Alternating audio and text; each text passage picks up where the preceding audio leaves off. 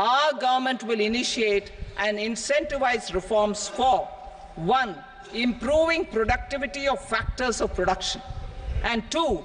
Facilitating markets and sectors to become more efficient. These reforms will cover all factors of production, namely land, labor, capital, and entrepreneurship, and technology as an enabler of improving total factor productivity and bridging inequality. Effective implementation of several of these reforms requires collaboration between the centre and the states, and building consensus as development of the country lies in development of the states.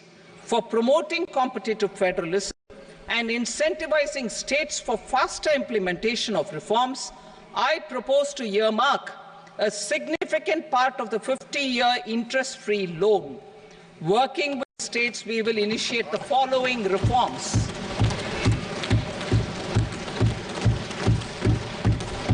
Land-related reforms and actions, both in the rural and urban areas, will cover land administration, will cover 1. Land administration, planning and management, and 2.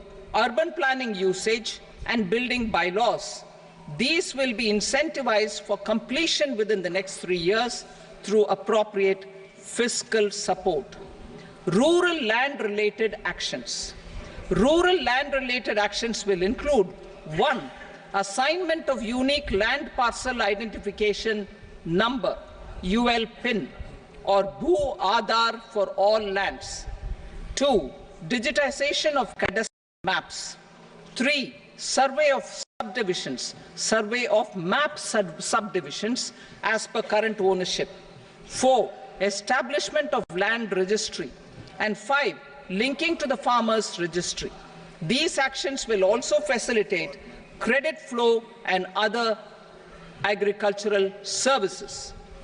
Urban land-related actions.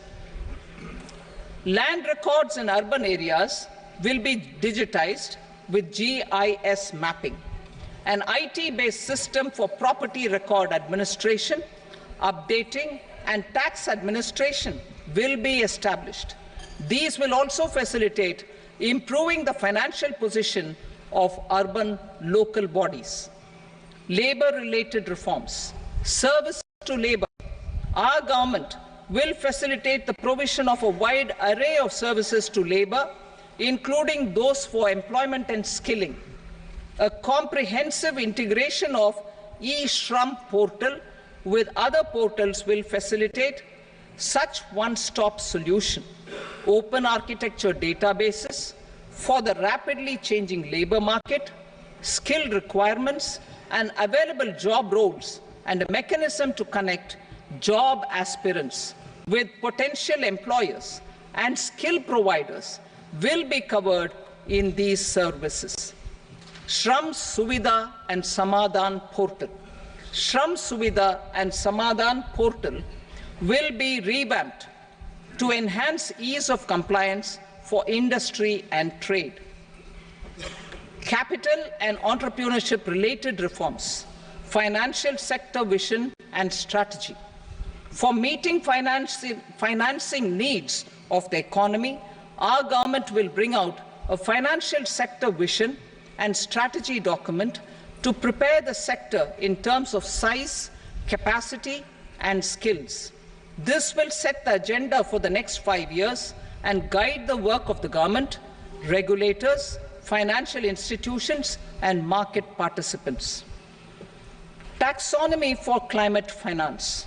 We will develop taxonomy for climate finance for enhancing the availability of capital for climate adaptation and mitigation. This will support achievement of the country's climate commitments and green transition. Variable capital company structure. We will seek the required legislative approval for providing an efficient and flexible mode for financing leasing of aircrafts and ships and pooled funds of private equity through a variable company structure. Foreign direct investments and overseas investment. The rules and regulations for foreign direct investment and overseas investments will be simplified to 1. Facilitate foreign direct investments, 2. Nudge prioritization, and 3. Promote opportunities for using Indian rupee as a currency for overseas investment. NPS Vatsalya. NPS Vatsalya, a plan for contribution by parents and guardians for minors, will be started. On attaining the age of majority, the plan can be converted seamlessly into a normal NPS account.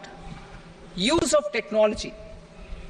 We have successfully used technology for improving productivity and bridging inequality in our economy during the past 10 years.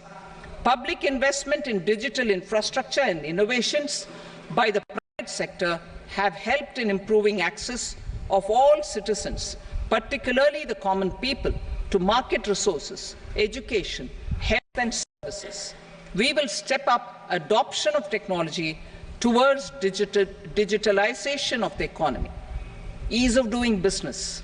For enhancing ease of doing business, we are already working on the Jan Vishwas Bill 2.0. Further, states will be incentivized for implementation of the business reforms, action plans, and digitalization. Data and statistics. For improving data governance, collection, processing and management of data and statistics, different sectoral databases, including those established under the Digital India Mission, will be utilized with active use of technology tools. New pension scheme. The committee to review the NPS has made considerable progress in its work. I'm happy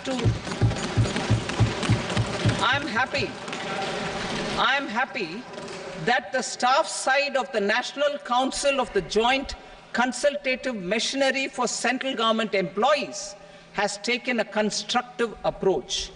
A solution will be evolved which addresses the relevant issues while maintaining fiscal prudence to protect the common citizens.